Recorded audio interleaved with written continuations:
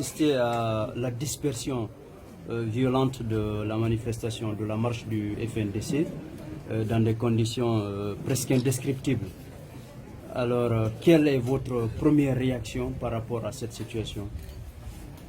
Bon, d'abord peut-être il faut faire un peu le rappel des choses. Il y a eu la mauvaise gestion administrative de ce conflit, puisque la déclaration d'information du FNDC a été déposée vendredi. La loi leur donne 48 heures pour réagir, faute de quoi on considère que l'itinéraire, les horaires sont acceptés. S'ils ont des objections par rapport à l'itinéraire et à l'horaire, ils saisissent les responsables de la manifestation pour leur dire voilà nos objections et voilà ce qu'on propose. Ils n'ont rien fait de tout ça, ils n'ont pas écrit, ils n'ont pas appelé. Donc la non-objection exprimée publiquement et officiellement, l'absence de non-objection valait accord sur les principes, puisque la manifestation est autorisée par la Constitution. Mais les autorités municipales peuvent changer l'itinéraire ou changer la date s'il y a des circonstances qui le justifient. Ils n'ont pas réagi mardi toute la journée. C'est mercredi après-midi qu'ils ont essayé de contacter les responsables des FNDC. Et à 20 h, ils ont diffusé un communiqué pour dire voilà l'itinéraire. C'est contraire aux dispositions légales. Ensuite, aujourd'hui, la répression, même sauvage, de la manifestation alors qu'on était encore dans la partie supposée autorisée.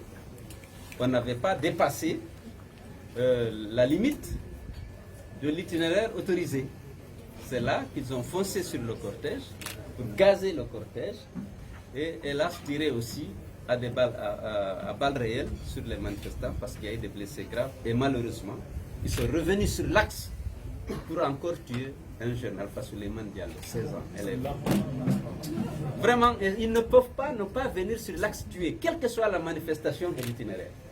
Il habite à Hamdallah, ses parents sont originaires de Téliré, dans Mali.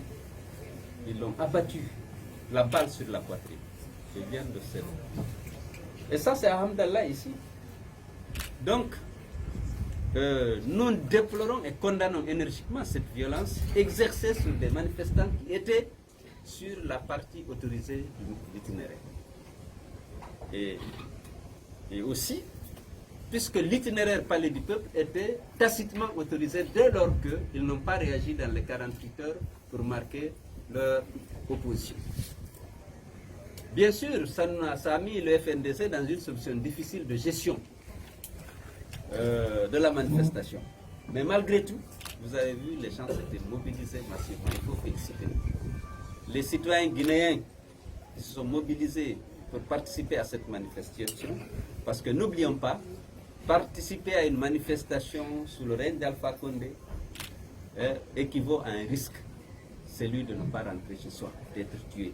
Nous sommes aujourd'hui à 122 jeunes âgés de moins de 25 ans pour la plupart, qui ont été arrachés à l'affection de leur famille et qui ont été tués à bout portant lors des manifestations. Aujourd'hui encore, ils ont trouvé le moyen de venir à Alhamdallah, en dehors de la zone de manifestation, pour tuer un enfant.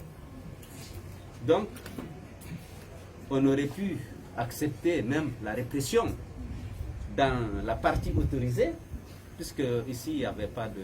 Alhamdallah, c'est autorisé, c'est dans le circuit qui était censé être autorisé. Mais c'est inacceptable qu'on continue de tuer un jeune de 16 ans, élève. C'est vrai, lorsque le communiqué est passé à 20 h du gouverneur indiquant que l'itinéraire était donc aéroport, Koundé Bounji, Carrefour T1, Prince, Stade, la communication était devenue difficile, puisque pour le FNDC, dès lors que le gouvernement n'a pas réagi dans les délais réglementaires, c'est-à-dire qu'il acceptait.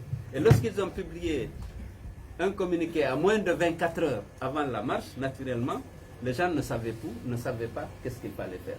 Si bien que moi, lorsque je suis arrivé au Carrefour, j'ai trouvé beaucoup de monde qui pensaient que l'itinéraire autorisé par le gouverneur était celui-là qui était valable. Et qu'ils attendaient pour prendre là-bas le cortège et continuer avec nous. Il y avait beaucoup de monde qui m'ont suivi d'ailleurs un peu. Et après, je me suis échappé parce que je voulais respecter la consigne du FNDC. Donc voilà un peu le bilan. Ce qui est vraiment déplorable, c'est qu'ils ont trouvé le moyen, ces policiers-là, d'avoir encore sur l'axe un mot. Monsieur le Président, deux questions. La première, on a vu les véhicules, les bus endommagés. C'est quoi votre réaction? Ça, c'est la première. La deuxième question, c'est quoi la suite après cette manifestation d'aujourd'hui? Je vais commencer par la dernière question. C'est qu'on va continuer. Nous sommes résolument engagés à empêcher M. Alpha Condé à s'octroyer un troisième. Et nous allons nous retrouver très rapidement, tirer les leçons de cette manifestation et annoncer une nouvelle date. C'est notre seul recours, hélas, puisque rien n'a pu jusqu'à présent infléchir la position de l'armée. Il tient à sa présidence à vie et il est prêt à marcher sur des cadavres pour l'obtenir. Donc nous allons très rapidement annoncer une nouvelle date de manifestation. Maintenant, la première question, je pense, j'ai parlé parmi les dégâts, le plus important, c'est la mort d'homme. Le fait qu'on ait tué encore un jeune de 16 ans.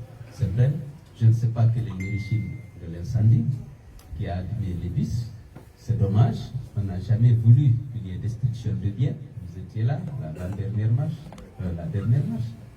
C'était de manière civilisée, républicaine. Dès lors qu'Alpha Condé a dit aux forces de l'ordre de rester à l'écart, personne n'a été attaqué. Il n'y a pas eu de blessés, il n'y a pas eu de morts, il n'y a pas eu de destruction de biens. Alors, j'ai été frappé aujourd'hui lorsque je suis arrivé à Bambé. Il y avait beaucoup de monde. La pick-up de la police, les policiers dedans, la pick-up était inondée de manifestants. Personne ne les a attaqués.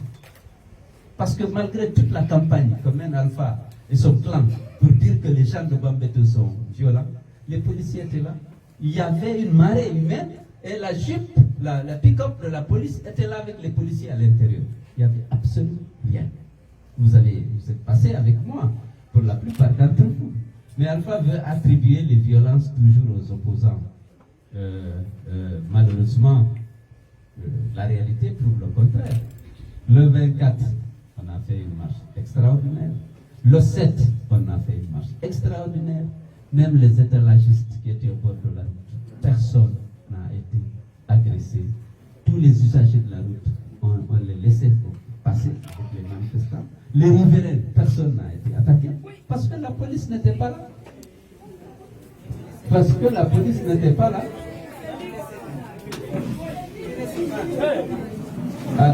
Donc, voilà, je crois qu'on va terminer. La prochaine manifestation, c'est un mort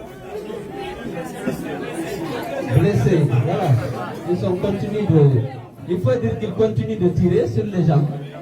Malheureusement, c'est un plaisir pour les policiers parce qu'ils savent que chez Alpha Condé, ils sont protégés par une impunité totale. Sinon, aucun chef d'État dans le monde ne peut rester indifférent à l'assassinat de 121 citoyens qui relèvent, qui sont de son pays.